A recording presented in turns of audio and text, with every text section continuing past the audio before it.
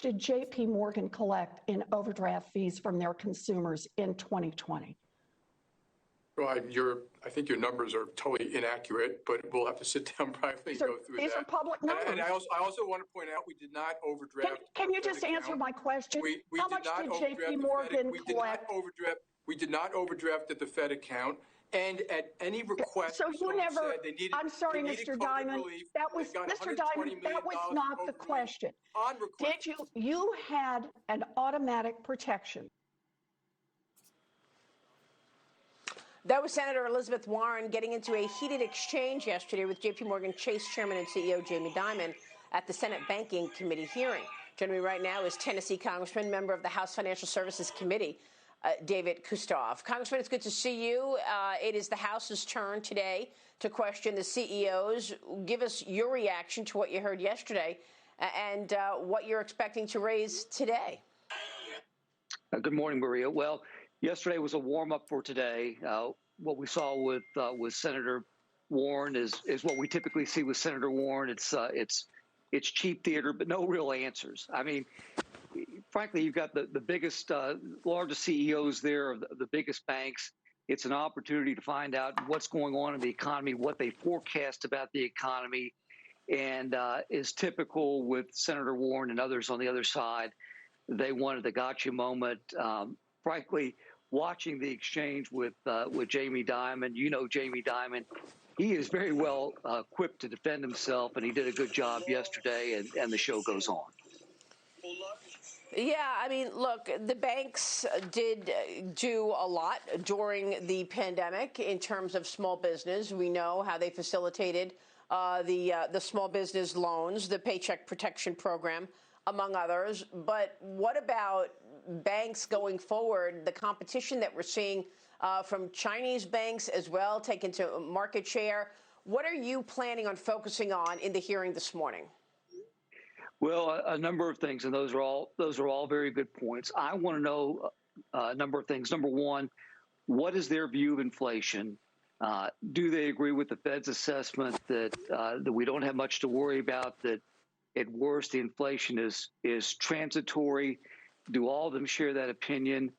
In my district, frankly, these banks, our community banks here, as you pointed out, they did a great job with small business, essentially making sure that they could survive the pandemic, facilitating the PPP loans.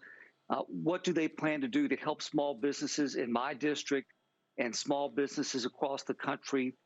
The threat from China that you mentioned, the cyber threats, and lastly, what are their views of the housing market? The housing market here and all over the country, it is red hot. Is there a bubble, and what do they see over the next 6 to 12 months? So under the Trump administration, we saw the regulatory environment really get easier, and now we know that the Biden administration wants to reverse that. Among the issues the Biden administration has spoken about is giving the IRS tens of billions of dollars additional funding so that the IRS can catch quote unquote tax cheats. They want help from the banks. What are your thoughts on this new proposal to give the Treasury more access to people's bank accounts via the banks? Your thoughts on the new regulatory environment on the horizon? Are you expecting change? Yeah, well, it's really concerning because the banks, I think they feel like they're having to yield to the political pressure. We saw some of that, obviously, in yesterday's hearing. Frankly, going a little bit beyond what you asked me, the fact that they feel like now that they've had to sign on, some of these bank heads have had to sign on to letters challenging state voting laws, the debanking, if you will, of certain industries like fossil fuels, gun manufacturers, private prisons, whatever they can do to inure themselves to the left and the far left and the progressives. So it's concerning, and the government overreach as it relates to these new proposed regulations, and what the Biden administration wants the IRS to conjoin, if you will, with the banks for that information. I think it should be concerning for anybody who's concerned about their privacy rights in this nation. All right. Real quick on the border, a new Fox News poll shows 56% of voters disapprove of the president's performance at the border. 57% disapprove of his policy on immigration. You recently traveled to the border. Tell us what you saw, because Alejandro Mayorkas keeps saying that the border is closed. Meanwhile, we've got pictures that show, so many people rushing into La Jolla, Texas. I mean, the pictures that we shot, we have you at the border here, but we have other pictures shot from our drone that shows people running into La Jolla, Texas. How is it possible that the border is closed? I saw your extensive reporting a few weeks ago. I traveled to the border again for the second time just a few days ago. There's no doubt that there's a massive inflow. There's no doubt that you can go to the border where I was at El Paso, see where the wall is, where the wall stops. They stopped building the wall on January 20th when Joe Biden put his hand on the Bible to take the oath of office. And talking to the border control agents, those men and women on the ground, they're doing yeoman's work.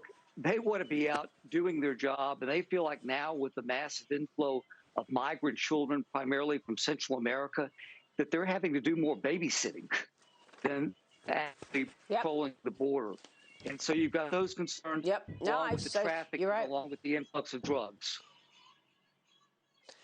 It's pretty scary, and I saw the same thing with border agents having to deal with sick kids. And that's the whole point of the criminal cartels, get them off the beat so that they have to go take care of kids, bring children to the hospital. And then, of course, in another area, you're seeing massive amounts of illicit narcotics, ammunition, guns, and people cross in.